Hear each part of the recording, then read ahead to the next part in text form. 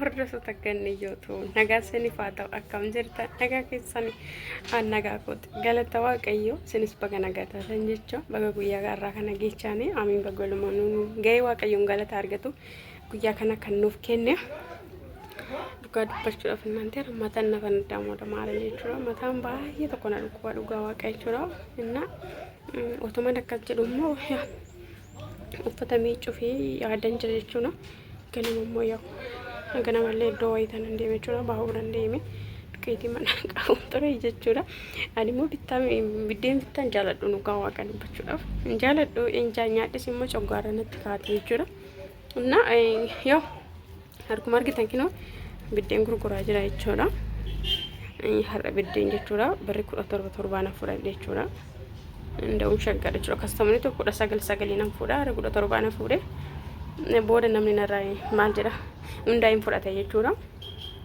yaa'u osoon diidama fuudhe jiraadde bareeda ture jechuudha ani kudhamichaan fuudhe annaa jechuudha yaa'u amma biddeen kun yaa'u kan manaatti naan jette garuu namittiin bakka hin jaalladhu dhugaa waan malaka ta'e beeku maaree jechuudha coggaarana dinnaagannatti na jedha jechuudha innis immoo hin jaallatu እና ነፍቲ ኮ መርት ጀቹራ በቃ ሽፍነ የለ ጀቹራ ወሶ ጎን ኮ ቆርንጀሩ ማረም ጀቹራ ቆርንጀሩ ግን ነት ቆራ በቃ ኩን ጀቹራ ይብዳቹራ በቃ ይብዳና ራም ከበድ ማታን ኮ በቃ ዋና ወከሰ ቦድ ነው ተፈካተጀ እና ወተመነ ከዘ ጀቹራ ያው ማነከኛ ተማው ብሻን ጀርቶቹራ ብርካን እንገለ ዋንታ ይፊ አኔ ማናፍ ዋንተን ተፈየደሙ ቢቴተን ጀቹራ ingala yoo rabbi jedhechuudha na malee jechuudha bakka otoo jirte yeroo bakka suutuma jedhee miicca jechuudha yoo galgala faasii galeellee miiccuu hin danda'a jechuudha asitti miiccuu silaan xaaru jechuudha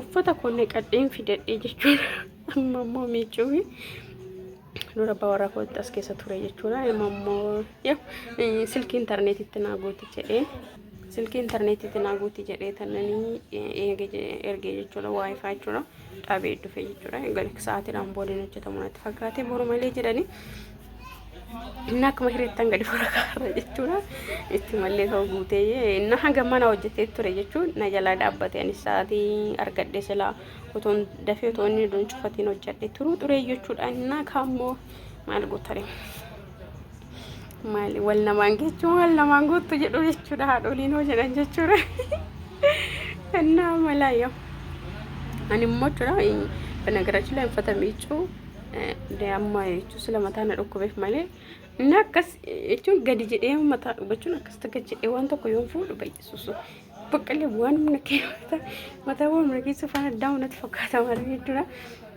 እና ማቀሲት ጋይ ሜጭና እና ሞሚጭኔ ካሞታኒም ቦደሞ ወሊት ዲብነቹራ ያው አሲትሞ እዶና ፉንጆ ጀቹራ ጅዱዳን ገሌተናን intini jedhe suuqii yoo gaduma deebisee jechuudha yoo manni illee baay'ee fagootti waan taaneef jechuudha deemee afeen dhufa jechuudha nakkatti intini illee mocha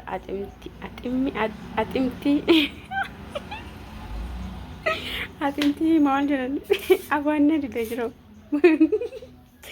yaa ganne fana bari waan mormoosee jiru antani jechuudha kaambolloqaa jechuudha ajjaa jechuudha akkasiin jira jechuudha kiiloo 3 bichaan daati si ammaaf nalaala jedhee jechuudha kiiloo 25 ture jechuudha kiiloo 22 maal akka saafee jira jechuudha amma beekatuma raambisee jechuun yoo kun naa deeme asaniin booda immoo ittan dabalee daakisa jedhetan jechuudha xireesaa namni nagaafatan jiru garuu duqeeti isaa nagaafatan sini galee innammoo jechuudha nama akkora jedhetan jechuudha boru akka barbaree kanatti yaa madadhabeen jira dhugaa waaqa jechuudha ganaasanummoo uffata miiccee ganaan immoo deemee afa waan ta'e dadhabeen jira jechuudha kasalillee naniidha jedheen ture intala tokkicha fixeen jira isas boruun hojjedha jechuudha እና gaabii waan tokko faallee nazzafa jedheen fide dhugaa waaqa jechuudha እና ያው madadhabee waan ta'eef ያው kan kooti kan namaati miti jechuudha otoo kan madaamite በኢየሱስ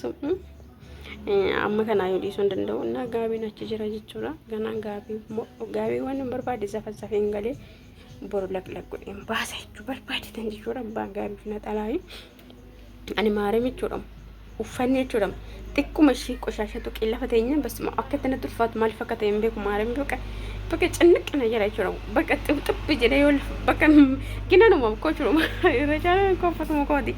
Kan isa baay'een jiru jechuudha. Baqqaanuma jechuun waan inni asuuf bakka sanneen qayyaraa san akkasan godha bakka maariin jechuudha. San bajaa biyya darba kun jechuun bakka liqiti sitti ta'u akka barbaadde sitti ta'u kun sitti bal'ata. Sannan uffadhaa inni akkasii bakka bakka deebisee mana godha deebisee namni miica jechuudha. Bakka miicamuu qaban jira bakka.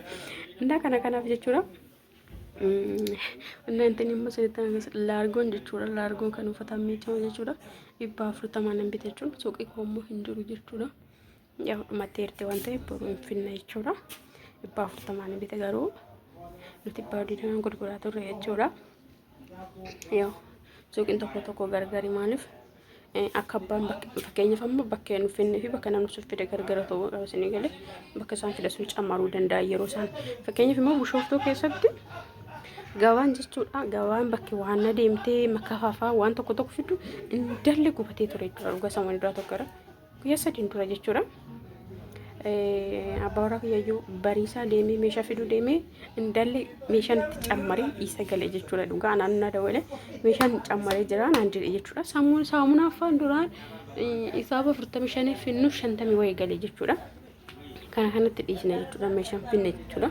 Inna dhugaa Bishooftuu kanatti jechuun yeroo duraa tokkollee dhaga'in jira jechuudha. Adagaan ibiddaa jechuudha. Hin ka'a jechuudha. Kana maatillee baay'ee dhugaa waaqa jechuudha. Nama marara maaliif beektu har'a jechuun nama suuqiitan hamma tana godhachuudhaaf akka tanan laffeenatu beeka.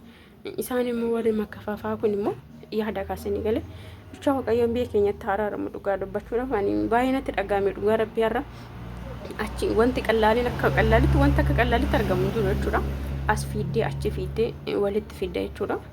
Yoo እና akkasitti ammoo ganaa kan qabu ganaa ijaaranii boota deebisaa jiran jechuudha. Innaa kunis jira jechuudha. Yaa maal godhanii miti waa'ee biyya keenyatti haraaramu kun marri yaa gaarii kamiin gujanneeti miti kun marti cubbuu keenya waan ta'eef jechuu barbaadetanii innaa maal jechuu barbaadetan jechuudha. Bilisii dhugaa waaqa hundi keechan iyyuu na jajjabeessa jechuudha. Yaa waan irra kanuma kana sanitti haasawuu fi malee jechuudha. Gana malee yoo nama shaaddu jechuudha. Dhugaa na waraaban jira bakka gin bakka abboo maali bakka jira miti keessi kontiina jiru jechuudha. Bakka maal jedhama mistira koo hunda miidiyaa irratti baasuun natti hin tolu maaliif akka ta'e hin beeku garuu jechuudha. Innaan namni natti dhufee tanaan itti deebi'aa jira. Innaa yaa ambaasha kan toshamu yaa daabboollee baay'een jaalannu garuu yaa waanuma beddeen bittama kana nyaadhu jedheen jechuudha. Isuma naa wayya jedheen jechuudha. Innaa akkasitti siniin jedhaa dhugaa waaqa jechuudha. Yaa ruuzi immoo annan jaalladha jechuudha. Gan asitti maaliif nama furdisa jedhan hojii namatti waa sana waan ta'eef jechuudha. Annan jaalladha garuu biyya tokko bicha nyaadhee kan dhufe jechuudha. Adii isaa sana tun taa'in sanuu barbaree qulleetiidhaan jechuudha. Akkasitti biyya tokko nyaadhe saniin booda hin nyaanne jechuudha. Borummoo biddeen kiyya yoo akkuma galee nanan bukkee jechuudha dhugaa waaqa. Xaafii bichaan daaksise immoo akka hin jenne xaafii bichaan daaksine maaliif ani soba jaalladhu jechuudha.